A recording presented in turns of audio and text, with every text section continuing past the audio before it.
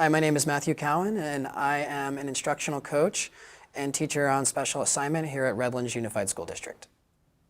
The digital hybrid, it takes a Socratic seminar and the Socratic method, and it basically kind of divides it in half, where the first circle is about maybe 40 to 50% of your class, and those are students that are going to be doing more of a traditional model Socratic method, where they're going to be asking each other questions, they're going to be responding using textual evidence, they're going to be using some collaboration skills and inviting students to kind of come in, which is a new push for the Common Core standards, learning how to collaborate and work together in an organic way that causes student achievement.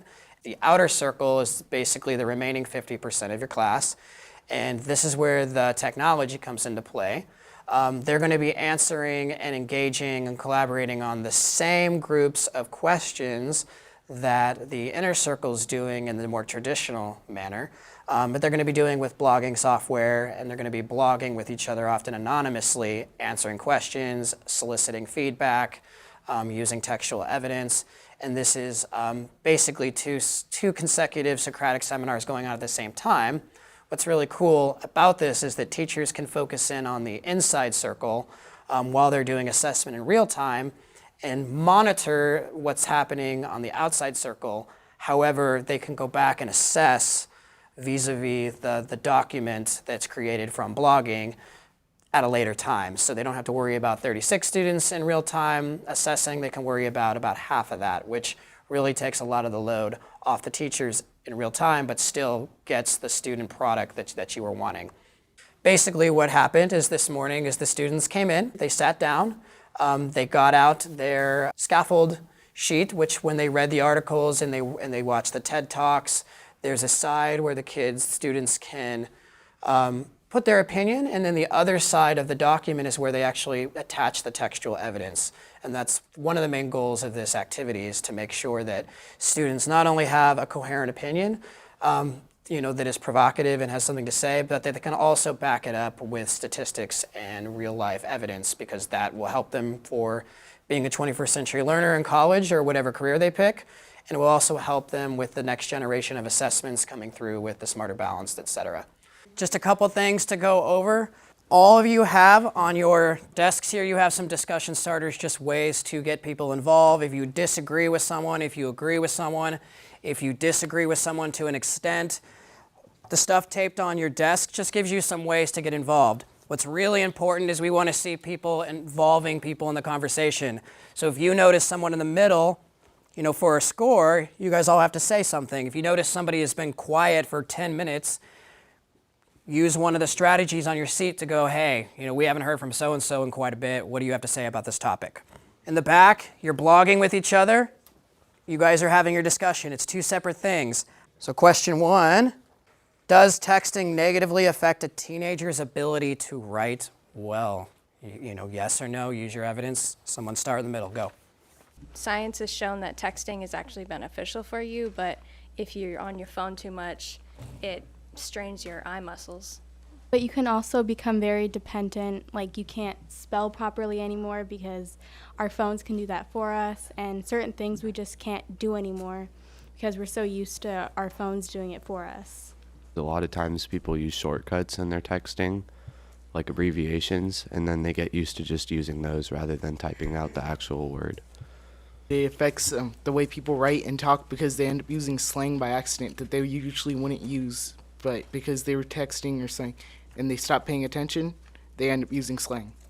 I'm going to interject just a moment, because I'll notice sometimes when I am typing emails, even to my boss or to somebody, that I need to really make sure that I'm typing, I will be using BRBs and LOLs, and I have to go back and re-edit myself, because I even find myself getting lost into text. When you're texting someone, it actually relieves stress. So if you're having a bad day, texting a friend can lift your negative mood. In the TED Talk that we watched a couple weeks ago, it was saying how people use LOL now, they're not even laughing at most things. They just say LOL unnecessarily. I think texting helps less socially awkward people. They might be scared to are nervous to talk to people in real life, or maybe even shy. But texting, since you're not face to face, it makes things easier, communication. There's also on all desks, for scaffolding purposes and to assist in the formative assessment process, some sentence starters and some discussion frames that allow the students to engage in a conversation using ways to agree or disagree to an extent, ways of organically inviting students into a conversation. So say someone in the middle circle hasn't been heard from about 5 to 10 minutes, a student has a way to access inviting the student in. Let's hear from Donovan. I'd like to hear what Donovan has to say. Well, I believe it does negatively affect how a person's ability to communicate with others in person because they're just so used to like texting them. So I feel like they could say things over text that they don't really mean, which they wouldn't be able to say in person. While this is also happening, in the back, students are blogging with each other using the same questions in real time and using the same strategies and the same sentence structures. So the students have aliases with this program, and so what they'll do is they'll pose a question and they'll comment off each other using academic language. They'll use the same statistics. They will be able to invite students in that maybe have lain dormant for 5 minutes digitally, but they'll know that. And they're basically doing the exact same rigorous, higher level depth of knowledge work that the Insight Circle is doing traditionally, but in a digital format in the back row. What's so wonderful about this is that it hits so many different elements of the formative assessment process recursively, and they cross over with each other, and puts the onus of production on students. And the teacher is there as a facilitator. Yeah, I think we should transition to the next question. Nice job. I think electronic communication can have a negative effect on schoolwork because kids can cheat on tests and copy homework, and it's a distraction in class. It could be positive because if you're having some trouble on homework and your friends don't live close to you or you're just not able to go to their house or something, you could text them and have them help you. Maybe not cheat, but have them help you out with the Or problem. you just ask your parents. We should move to question 4. That was a phenomenal discussion, by the way. I've changed my opinion a couple times just listening to some of the stuff you guys were saying. What is video gaming in education? You read a few articles that kind of explain that. You'll define that. That might only take a minute or two. And then go into 5, what are the positive and negative impacts of video gaming in education? Like, how do you see that playing out in your experience of a student? Go. So, for example, the rubric is another way that the teacher gets another set of data points numerically based on the actual standards themselves. Anywhere from the proficient to the advanced proficient to developing proficiency all the way to, maybe just emerging into the process. And so the teacher will go back and look at, their records keeping chart for the Insight Circle because they only have to look in real time for half the class, or they can go back and print or take a look at the blogging side of the discussion after the fact.